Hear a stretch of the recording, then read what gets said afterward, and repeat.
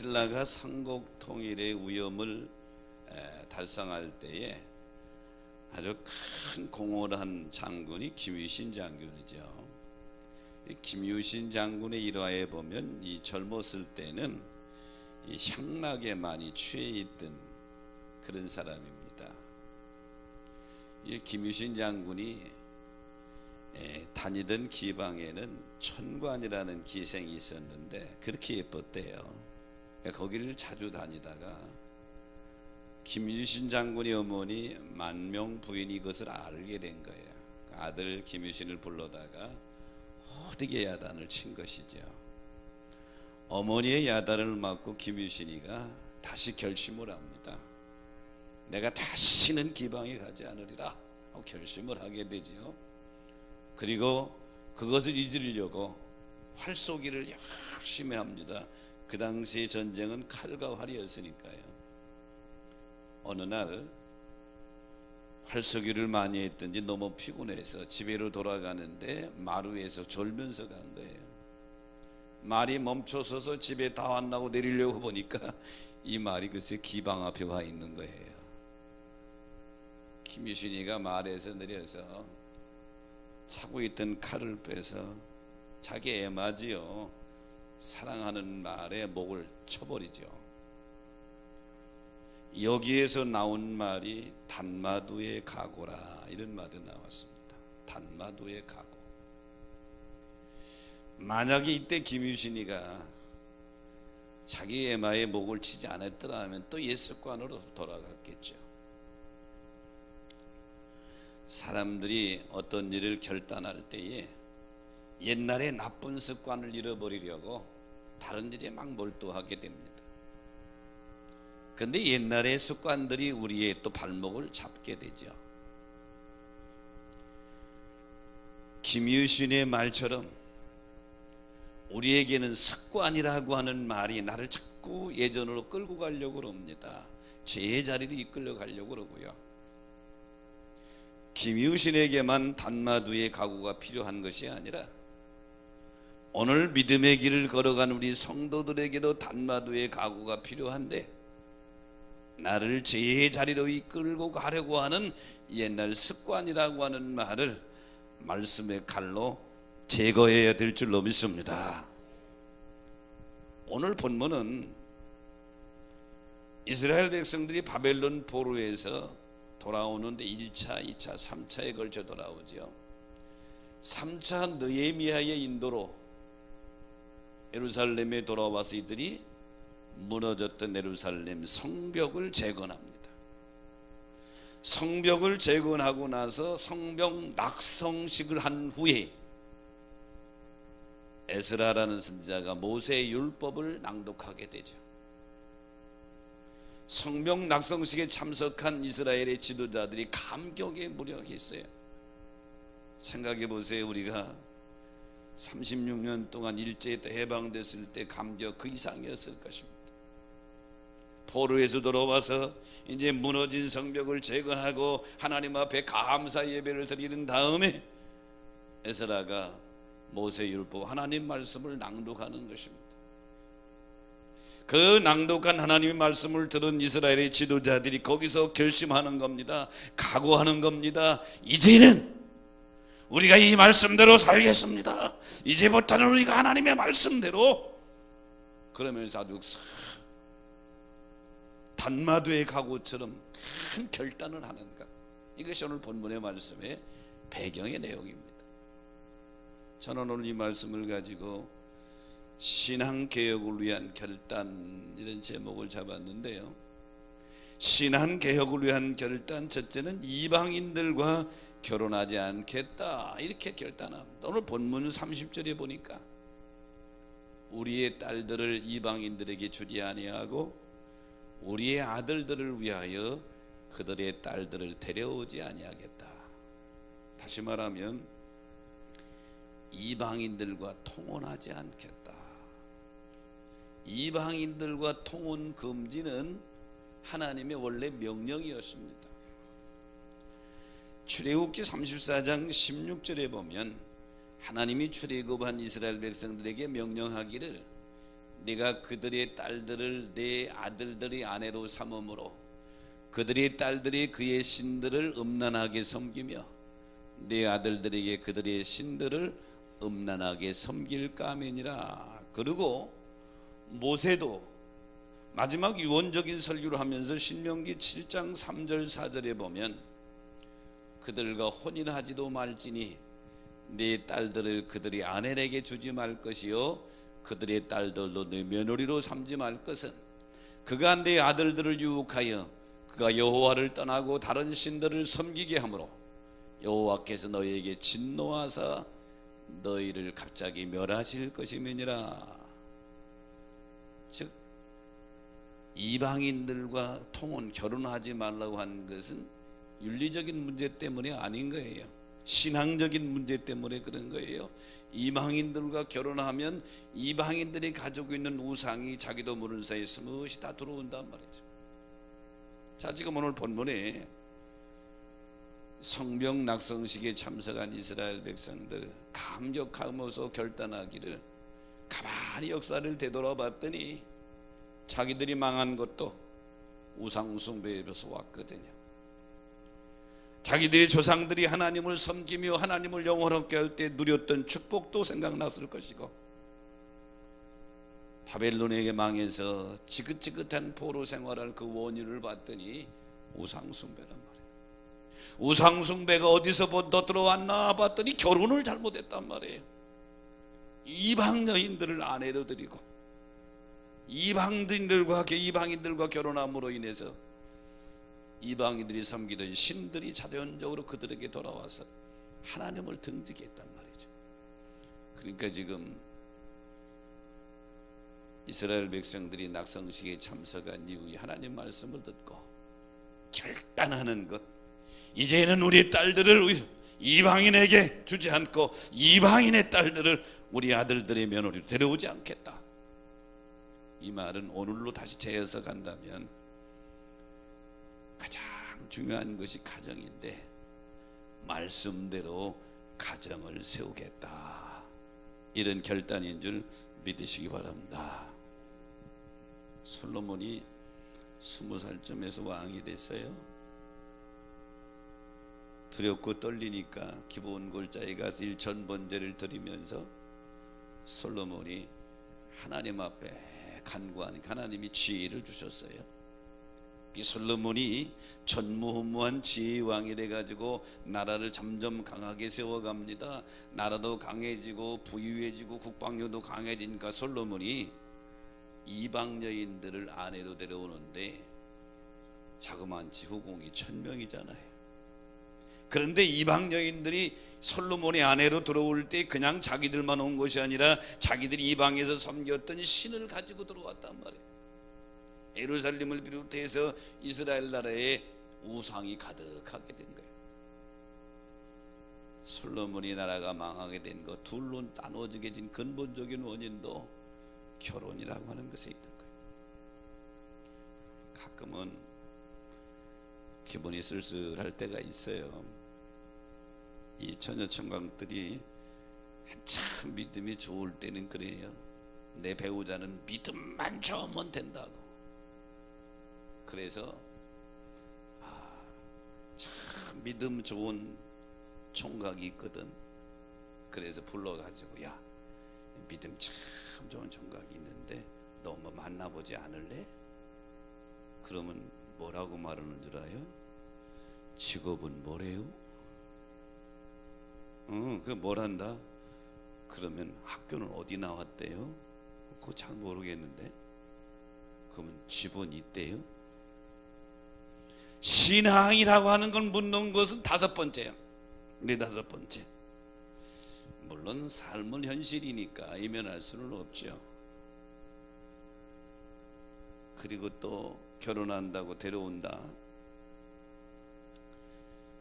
아주 인물도 잘생겼고요, 그리고 학교도 좋고요, 집도 있대, 직장도 좋고. 그런데 신앙은 가끔 듬성듬성 나간대. 아유 목사님, 제가 전도해서 열심히 저랑 신앙생활하면 되지요? 되죠. 근데 그게 비극의 시작이 된다고 하는 것을 모른다 이 말이죠. 지금 이스라엘 백성들이 바벨론 포로에서 돌아와서 하나님 앞에 지금 성벽을 재건하고 낙성식 이후에 깨달은 게 그거예요. 우리가 망한 이유는 우상숭배인데, 우상숭배해야 된 근본적인 이유는 결혼이다. 그래서 앞으로 우리의 자녀들을 이방인들과 결혼식은 통혼하지 않겠다, 이걸 결단하는 것이죠. 사랑하는 성도 여러분, 신앙의 개혁은 가정에서부터 있어야 될 줄로 믿습니다. 여호수아서 24장은 이스라엘 민족의 지도자인 여호수아가 가나안 정복 전쟁을 다 마치고 사명 마치고 마지막 죽음을 앞두고 하는 고별 설교입니다. 자기 백성들에게 가나안의 땅에 살면서 그렇게도 경고했는데 우상이 그들에게 스며들었거든. 거기에 대한 일침을 놓고 24장 15절에 보면 여호수아는 자기의 각오를 얘기합니다. 너희는 너희 마음대로 택하라. 너희가 섬기는 우상, 가나안 우상이든지 아무리 우상이든지, 하지만 나와 내 집은 오직 여호와만을 섬기겠노라. 민족의 지도자인 여호수아는 자기 신앙만 생각한 게 아니에요. 자기 가족, 자기 가정의 신앙, 내 가정을 말씀 위에 세우겠다, 이런 결단인 것이죠. 사랑하는 성도 여러분, 여러분의 가정에서부터 신앙의 개혁이 있어지시기를 축복합니다. 미국에는 UCLA라는 유명한 대학이 있죠. 이 대학에서 27년간 농구팀을 이끌었던 농구 감독 존 우든 감독이 있어요. 참 오래 감독했죠. 한 대학에서 27년을. 이 사람의 기록은 아직도 안 깨져요. 620승 147패. 존 우든 감독이 세운 이 기록은 지금도 아직도 깨지지 않고 있는데, 존 우든 감독이 하루는 선수들을 모아놓고 이렇게 말합니다. 우리는 경기의 챔피언이 되기 위해 여기 있는 것이 아니라 인생의 챔피언이 되기 위해서 여기 있다. 그 뜻을 이해하지 못한 한 선수 학생이, 감독님 그게 무슨 뜻입니까? 인생의 챔피언이 된다는 얘기가 무슨 말입니까? 어떻게 인생의 챔피언이 되죠? 근데 존 우든 감독이 이렇게 말합니다. 인생의 챔피언이 되기 위해서는 신발과 양말을 제대로 신어야 한다. 더 이해를 못하잖아요. 설명하기를, 경기를 준비할 때 제일 먼저 기초적으로 하는 일이 신발과 양말 신는 거 아니냐, 이런 말을 하죠. 여기 존 우든 감독이 얘기했던 신발과 양말은 기초를 말하는 거예요. 경기의 챔피언이 되기 위해서, 인생의 챔피언이 되기 위해서는 기초가 중요하다. 그런데요, 신앙의 기초, 믿음의 기초는 뭐냐? 가정, 신앙인 줄 믿으시기 바랍니다. 가정이 말씀 위에 세워져야 그 사람이 승리하게 되고, 거기에서 인물이 나오게 되고, 그 후손이 복이 될 줄로 믿습니다. 신앙 개혁을 위한 결단의 두 번째는 안식일에 매매하지 않겠다. 31절이 그렇게 말씀하죠. 안식일이나 성일에는 그들에게 사지도 않고 팔지도 않겠다. 자, 오랜 생활 바벨론에 있다 돌아온 이 사람들, 물건도 많이 있질 않아요. 필요한 물건은 많아요. 가나안에 살고 있는 사람들과 문물 교류해야 돼, 경제적 교류를 해야 되는데, 사실은 갑을 관계로 따지면 가나안에 지금 오래 살고 있는 사람이 갑이요, 포로에서 돌아온 사람이 을이라 해 말이죠. 그런데도 이들이 안식일에는 물건을 사지도 않고 파지도 않겠다. 무슨 말씀입니까? 새 출발을 다짐하면서 우리 조상들이, 선진들이 그렇게 귀하게 여겼던 안식일 준수 신앙, 오늘 우리 말하면 주일 성수 신앙을 반드시 지키겠다, 이런 결단인 줄 믿으시기 바랍니다. 여러분, 출애굽기 16장에 보면 만나의 사건 이야기가 나오는데, 이스라엘 백성들이 광야길을 걸어가는데 농사진 게 아니에요. 40년 동안 광야를 사는 농사진 게 아니란 말이에요. 매일 밤 하늘에서 만나가 내리면 아침에 같이 나가서 그걸 거두어 가지고 그걸 과자로 만들어 먹고 빵으로 만들어 먹고 그러면 40년 살았단 말이에요. 그런데 하루에 하루 먹을 만큼만 걷어오는 거예요. 더 남기면 벌레가 생겨. 그런데 예외가 있어요. 6일째 되는 날은 이틀분을 걷어옵니다. 남아도 벌레가 안 생겨요. 왜? 그 다음날 안식일에는 나가도 만나가 안 내려요. 그래서 출애굽기 16장 23절에 보면 바로 그 얘기가 말씀이 나옵니다. 내일은 여호와의 거룩한 안식일이니 너희는 내일은 나가지 말고 내일은 빵 굽는 거 아니다. 그러니까 성경에서 제일 처음에 안식일의 규례를 공포한 것이 바로 이 부분이 되는 것이죠. 이스라엘 백성들은 최고하는 그 열악한 환경 속에서도 하나님은 그 말씀을 쫙 지킨 것이죠. 사랑하는 여러분, 우리가 믿음 생활할 때에 주의를 거룩하게 지킨다 하는 것은 신앙의 기본이고 근간인 줄 믿으시기 바랍니다. 현대 첼로 연주자의 아버지라고 불리는 사람이 누구냐면 카잘스라는 사람입니다. 유명한 첼리스트인데요,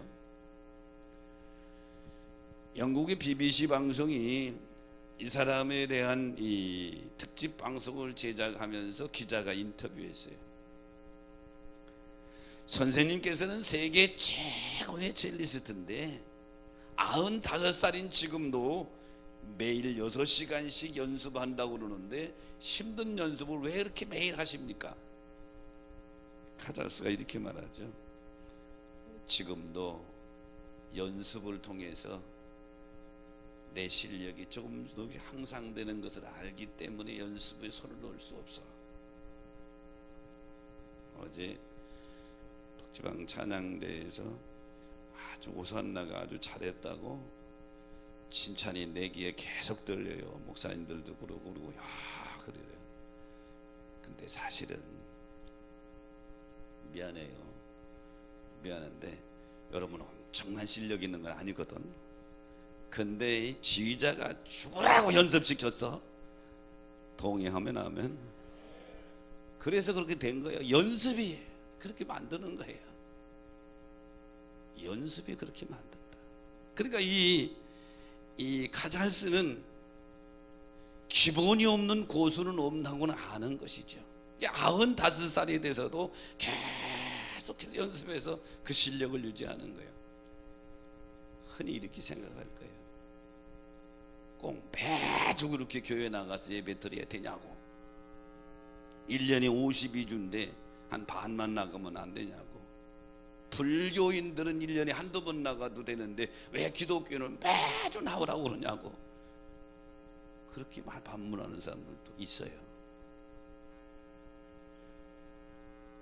지난번에 추석 때 내가 대전에 가정 예배 갔더니 그런 사람이 있더라고. 우리 큰형님이 그러더라고. 바이가리 집사가 돼가지고 목사인 동생이 오니까 야, 왜 이렇게 매주 나가야 된다냐?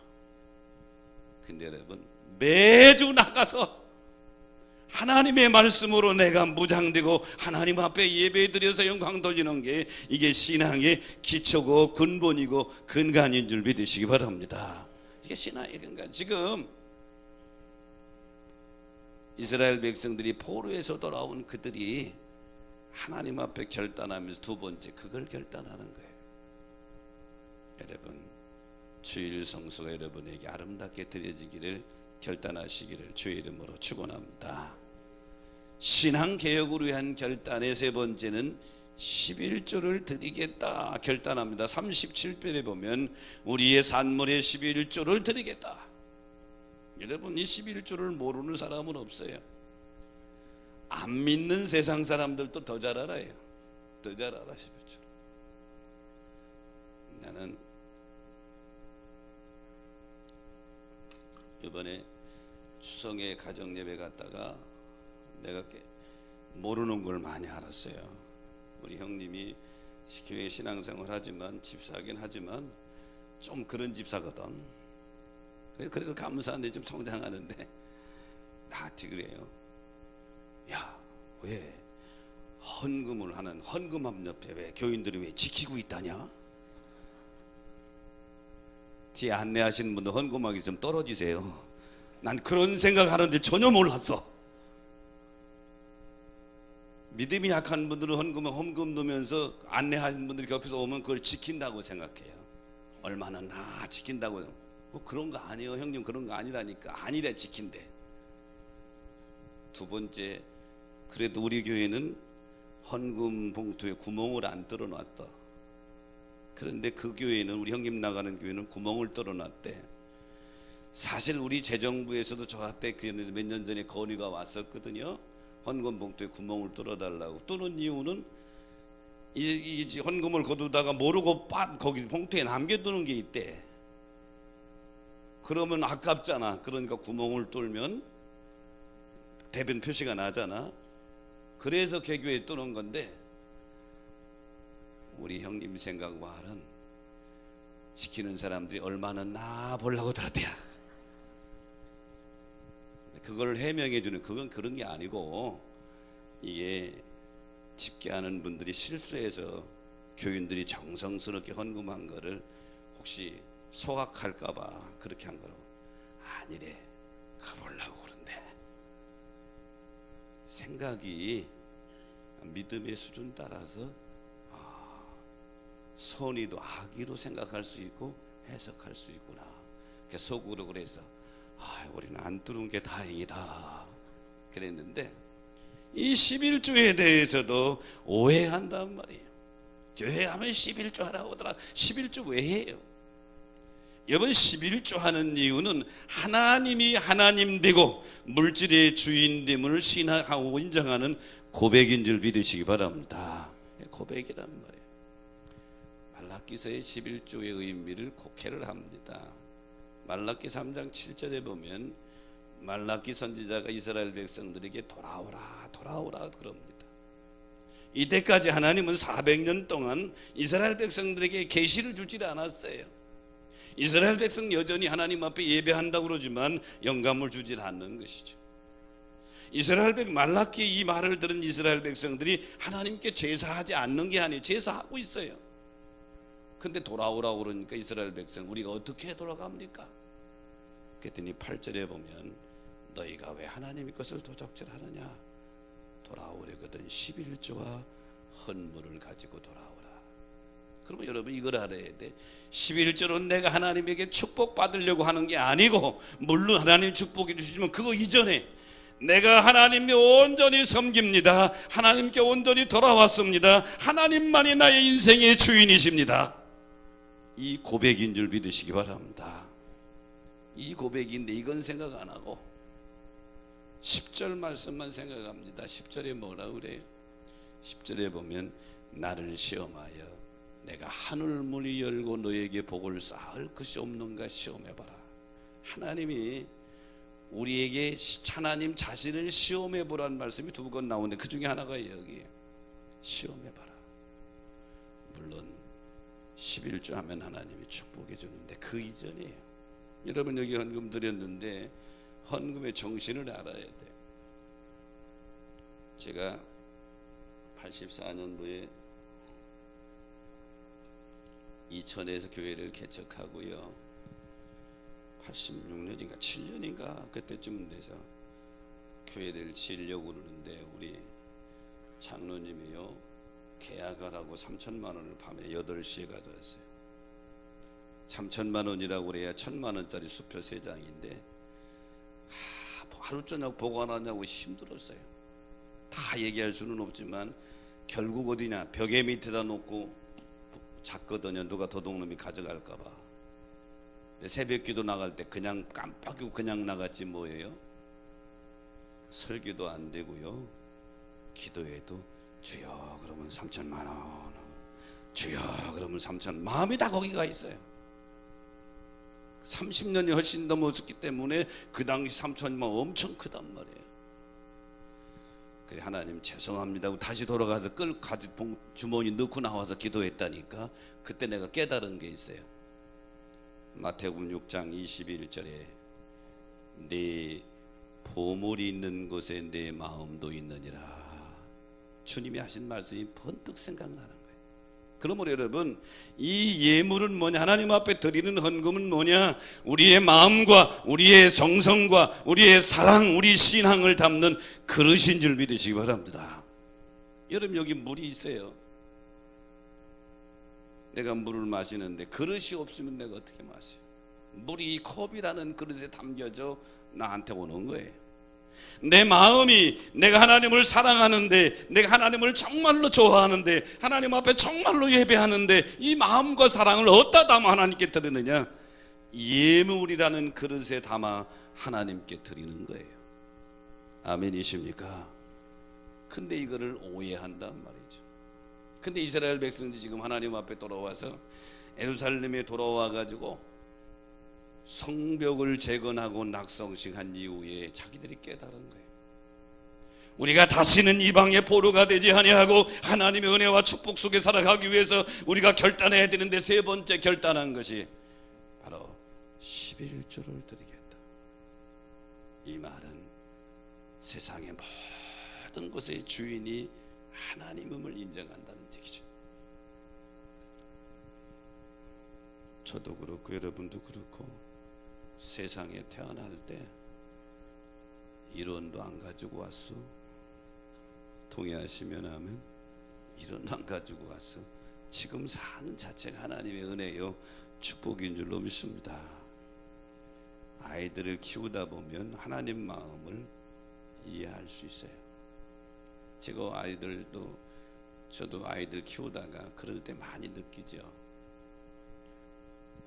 우리 딸이 어려서는 내 목을 맨날 매달고 살았는데, 내가 어떻게 보면 나도 딸 바보 중에 하나인 것 같아. 늘 목에 매달리고 살았어요. 근데 나갔다 들어올 때는 이 이쁜 딸을 위해서 지가 꼭 사온 것이 새우깡 한 봉지를 사왔어요. 개척하고 이럴 때니까 힘들으니까 새우깡. 그럼 우리 딸은요, 딱 뜯어가지고 새우깡이 좀 기쭉하게 생겼잖아. 그걸 딱 제기 이까지 갔다가도 다시 더 와서 내 입에다 아빠 그러고 줘. 야, 이 기분이 얼마나 좋은지 몰라. 이 기분이. 그걸 하나 받아먹고, 사실은 이 새우깡 한 봉지가 전체가 아빠 거야. 근데 딸에게 준 거예요. 네가 내 마음대로 하라고. 그 중에 하나를 아빠에게 다시 주는 거.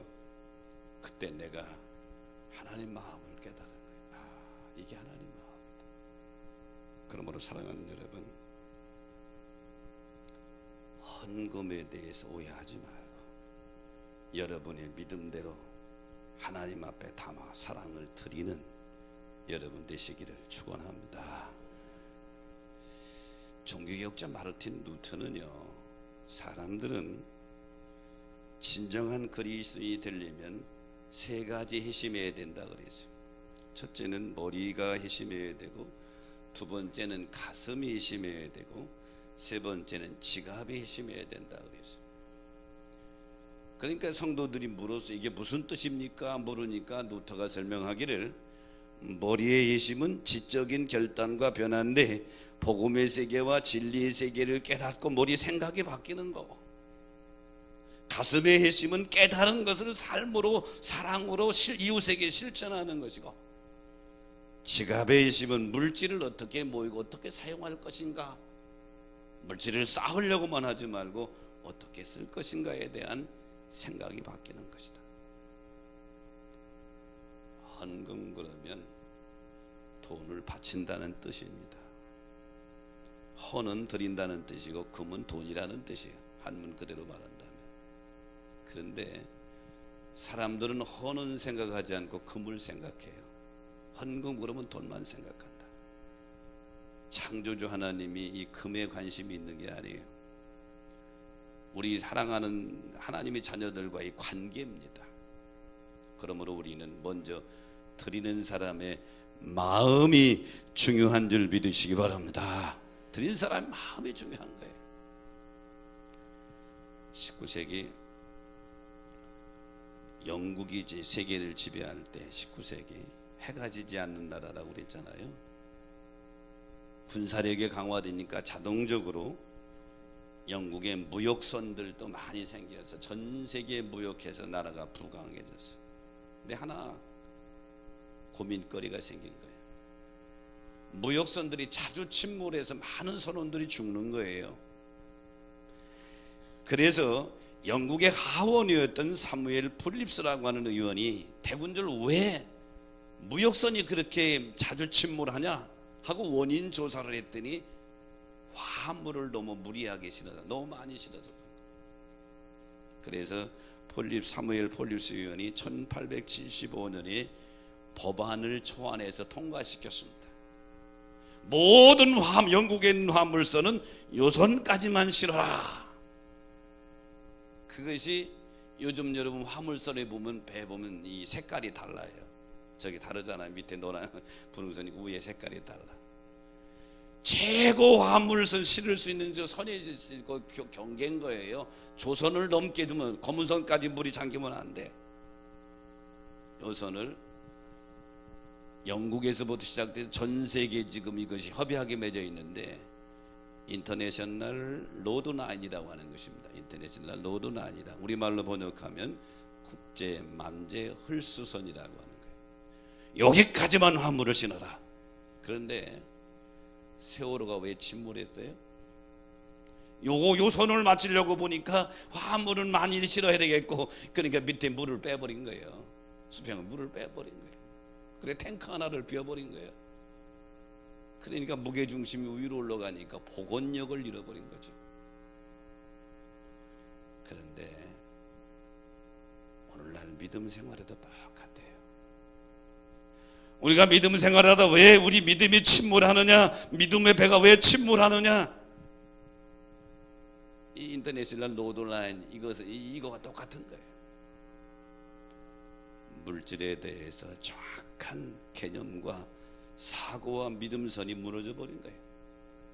그냥 모으는데 정신을 모아서 참 하다 보니까 이게 너무 많이 돼버린 거죠. 그래서 결국은 하나님이 그것을 방지하려고 인터내셔널 노드라인과 같이 신앙의 노드라인을 딱 정해준 거예요. 그게 바로 11조라고 하는 선인 줄 믿으시기 바랍니다.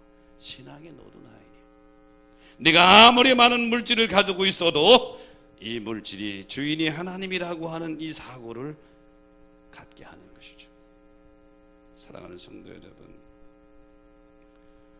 오늘 말씀을 정리할 텐데요, 지금 이 신앙을 고백하고 결단하는 이스라엘 백성들은, 유다 백성들은 포로 생활에서 돌아온 사람들입니다. 지긋지긋하게 바벨론에서 포로 생활하면서 고생한 사람들입니다.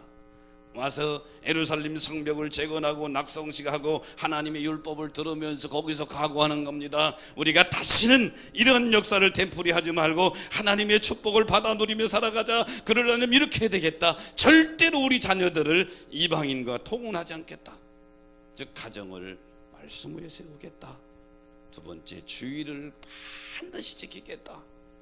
세 번째는 뭐예요? 11조를 말씀대로 해서 신앙의 노드라인을 지켜나가겠다. 이 세 가지 결단, 오늘 이 예배 드리는 저와 여러분이 결심이요 결단이 되시기를 주의 이름으로 축복합니다. 자, 말씀 생각하시면서 우리 찬양하면서